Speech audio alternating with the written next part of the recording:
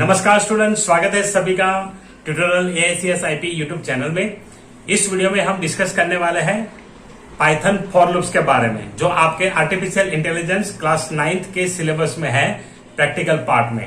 तो चलिए वीडियो को शुरू करते हैं। वीडियो शुरू करने से पहले अगर आप चैनल पे नए हैं तो चैनल को सब्सक्राइब कर लीजिए और बेल नोटिफिकेशन आइकन पे प्रेस कर लीजिए।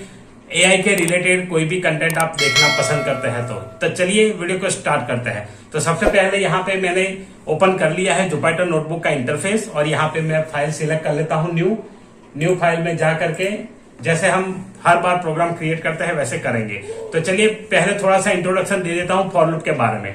हमने व्हाइल लूप का एक एग्जांपल पिछले वीडियो में कवर किया था। अगर आपसे वीडियो मिस हो गया है तो आपको आई बटन में मिल जाएगा, डिस्क्रिप्शन में उसका लिंक पड़ा है, जाइए और मजे लीजिए।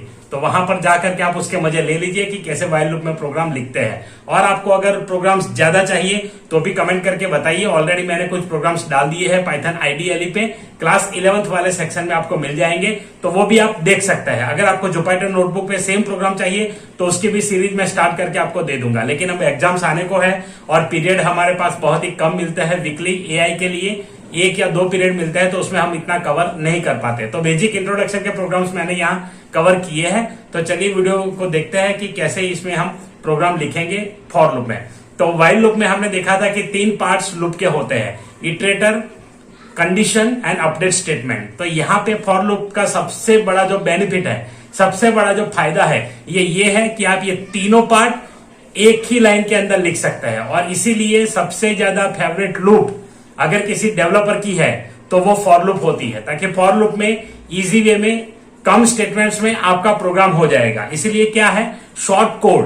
तो शॉर्ट कोड के लिए अगर आप जाना चाहते हैं तो आप फॉर लूप यहाँ पे यूज करेंगे। हालांकि व्हाइल लूप का भी स्पेसिफिक यूज होता है, वो हम देखेंगे जैसे जैसे और प्रोग्राम्स में आपको बताऊंगा। लेकिन यहाँ पर अब तक अगर आपको ऐसा कोई सीरीज रिलेटेड काम करना है या तो कोई स्टेटमेंट्स जो बार बार एग्जीक्यूट होते हैं, रिपीट होते हैं, ऐसे रिपीटेटिव स्टेटमेंट के लिए जिसे इटरेशन कहा जाता है, तो इटरेटिव स्टेटमेंट के लिए another choice is for loop. तो आप फॉर लूप यहाँ पे इस्तेमाल कर सकते हैं। तो इसका जो सिंटैक्स है वो कैसे लिखेंगे, यहां देखिए।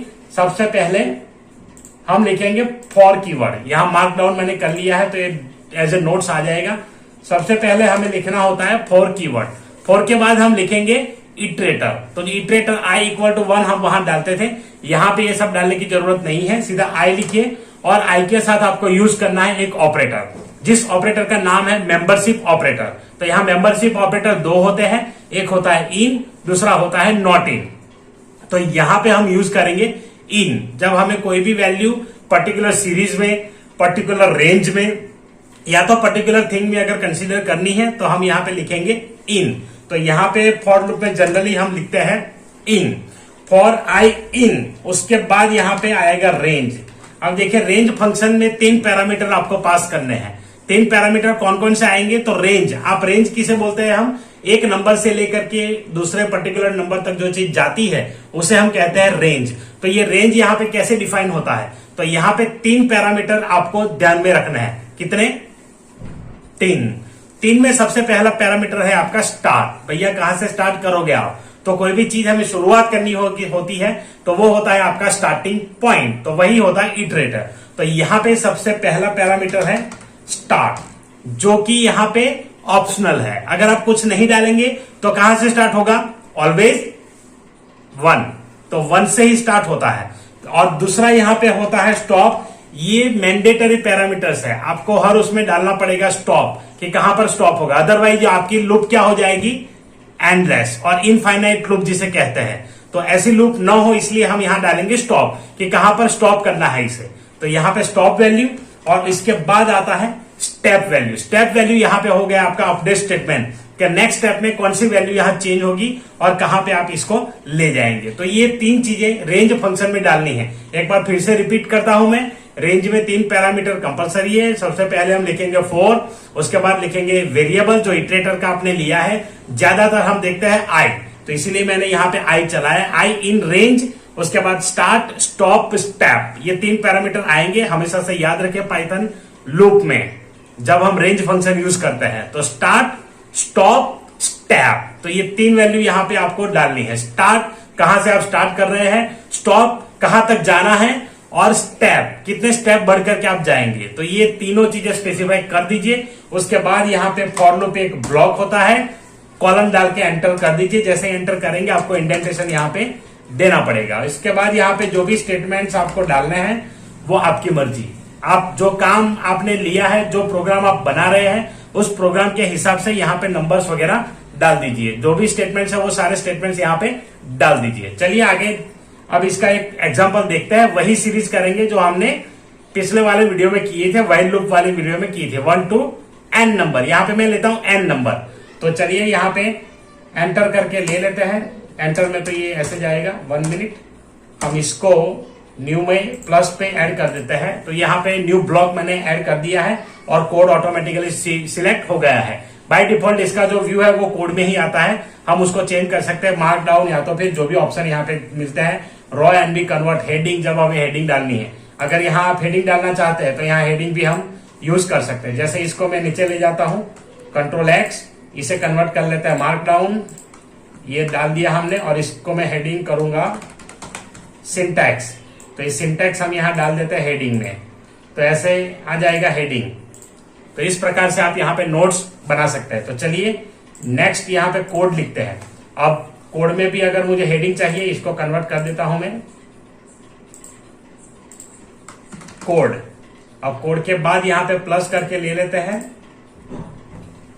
For I in range.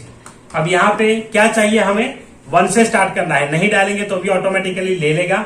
तो मैं यहाँ पे यूजर वैल्यू इनपुट करे वहां तक हमारी लूप चलनी चाहिए, मतलब स्टॉप कहां पे होगा, तो मैं जो यहाँ पे नंबर डालूंगा वो होना चाहिए। तो यहाँ पे इनपुट ले लेते हैं हम n equal to integer, then हम लिखते हैं इनपुट। और अब इससे पाइथन डिसाइड करेगा कि किस नंबर तक लूप उसको चलानी है। तो यहाँ पे एंटर नंबर टू स्टॉप। तो यहाँ पे ये नंबर हम डालेंगे। बेसिकली रेंज में क्या होता है, जो नंबर आप डालेंगे उससे -1 पे स्टॉप हो जाएगा, मतलब वहां तक एग्जीक्यूट तो होता है लेकिन फाइनल वैल्यू को वो कंसीडर नहीं करता। तो अगर आपको उस वैल्यू को कंसीडर करना है तो +1 ऑब्जर्व करके यहाँ पे डालना पड़ेगा। मतलब ये होता है कि आप 1 से 10 नंबर प्रिंट करना चाहते हैं तो रेंज में आप में स्टॉप वैल्यू कौन सी होगी, आपकी 11, क्योंकि 10 + 1, अगर आप 10 लिखते हैं तो वो 9 तक ही प्रिंट करेगा। यहाँ मैं आपको प्रैक्टिकली भी ये दिखाऊंगा। देखिए यहाँ पे हम स्टार्ट करते हैं 1, अभी समझने के लिए लिख लेते हैं n और यहाँ पे 1। तो ये हो गया हमारा स्टार्ट स्टॉप स्टेप। अब देखिए इसे प्रिंट कर देते हैं, नॉर्मल प्रिंट आई। चलिए रन करते हैं और वैल्यू डाल देता हूं 5। देखिए यहाँ पे 1 2 3 4 4 तक आया, मैंने बताया था कितना आएगा n-1। तो n हमारा 5 था, -1 4। तो अब अगर आपको चाहिए तो क्या करेंगे आप, तो यहां पे लिख दीजिए n+1, n+1। तो वो लास्ट वैल्यू जो है वो भी कंसीडर हो जाएगी। तो यहां पे एक बार फिर से रन कर लेते हैं इसे 5, और यहां पे आप देख पा रहे हैं 5 तक उसने एग्जीक्यूट किया। तो ऐसे आप फॉर लूप को यूज कर सकते हैं। देखिए अब जो कोई भी नंबर यहां डालेंगे, रन। अब मुझे यहां पे पहले कर्सर रखना पड़ेगा, रन। अब मैं डालता हूं 15। अब देखिए ये पूरा लूप जा रहा है 15 तक। तो इस प्रकार से ये हो गया n। अब तक हमने जो लिया था वो लिमिटेड था 10 नंबर्स और जो भी हम डालते थे रेंज में वहां तक। अब यहाँ पर रेंज में आप ऐसे n+1 करके डाल सकते हैं, ऑटोमेटिकली वो सीरीज जनरेट हो जाएगी। अब देखिए जैसे आपको अगर करना है कि ऑड इवन वैल्यू वाला, ऑड इवन वैल्यू, अब मुझे ऑड इवन वैल्यू चाहिए 31 से लेकर के 40 तक, ऐसा कोई रेंज है। तो यहाँ पे आप कैसे करेंगे, मैं इसको कॉपी पेस्ट कर लेता हूं। इस कोड को मैंने यहां से ले लिया और यहाँ पे पेस्ट कर लिया। अब यहाँ पे क्या करेंगे, एन, चलिए एन अभी हमें जरूरत नहीं है, इसे मैं कमेंट कर देता हूं। कमेंट में मैंने ले लिया। अब यहाँ पे स्टार्ट वैल्यू मैंने बोला है 31 और एंड होना चाहिए 41। तो 42 ले लेते हैं n+1। तो इस प्रकार से यहाँ प्रिंट। अब देखिए इसका आउटपुट, यहाँ पे आपको 31, 32, 33 सीरीज जनरेट हो गई। अब हम क्या चाहते हैं, सिर्फ ऑड नंबर्स। तो ऑड नंबर्स के लिए आप यहाँ पे स्टेप में चेंज कर सकते हैं। पहला तो ये लॉजिक है आपके पास, तो यहाँ पे रन करिए। देखिए 31, 33, 35, 37, 39। सिमिलर वे में अगर आपको लॉजिक यूज करना है तो लॉजिक में यहां पर तो वही रहेगा, 1 का 1 ही। और हम यहां डालेंगे if condition, if I module by 2 does not equal to 0, then print I। तो ये भी सेम आउटपुट ही हमें देगा। यहां पे हमने लॉजिक वाला ऑड नंबर वाला लॉजिक यूज किया है। तो आशा रखता हूं कि आपको समझ में आया होगा ये कंसेप्ट कैसे फॉर लूप को यूज करते हैं। चलिए एक और प्रोग्राम इसमें ले लेते हैं। फॉर लूप में कुछ सीरीज भी हम जनरेट करते हैं, वो अगली वाली वीडियो में मैं आपको बताऊंगा, 2-3 सीरीज लेकर के। तो जो भी सीरीज है मैं आपको प्रिंट करके बताऊंगा। यहां पे हम ले लेते हैं स्क्वायर। मुझे जो नंबर 1 और n जो मैं डालता हूं, एक स्पेसिफिक नंबर से लेकर के दूसरे नंबर तक मेरी रेंज चलनी चाहिए, और ये रेंज जो है वो रेंज मुझे पर्टिकुलर स्क्वायर का सीरीज दिखाए। स्क्वायर मतलब अगर मैंने डाला है 1 to 5, तो मुझे 1 to 5 के स्क्वायर की सीरीज जनरेट हो करके दिखानी चाहिए, लाइक 1, 4, 9, 16, 25। तो ये सारे स्क्वायर्स है 1 to 5 नंबर के। तो इसके लिए हम क्या करेंगे, मैं इसको ही कॉपी कर लेता हूं, और यहां पे देखिए अब हम स्टार्ट करने जा रहे हैं एक नंबर से लेकर के दूसरे नंबर तक। तो यहां पे ले लेता हूं S, और सेम यही आएगा जो स्टार्टिंग वैल्यू है हमारी। तो यहां पे S, और N है जो N तक जाएगा। तो यहां पे लिख देते हैं S, और यहां पे आएगा, आप बोल दीजिए क्या आएगा, N+1। तो यहां पे N+1 आएगा, और इस प्रकार से ये पूरा एग्जीक्यूट होगा। अभी इसकी जरूरत हमें नहीं है। अब हमें क्या करना है, स्क्वायर प्रिंट करना है। तो स्क्वायर प्रिंट करने के लिए प्रिंट, और यहां पे करेंगे I into I।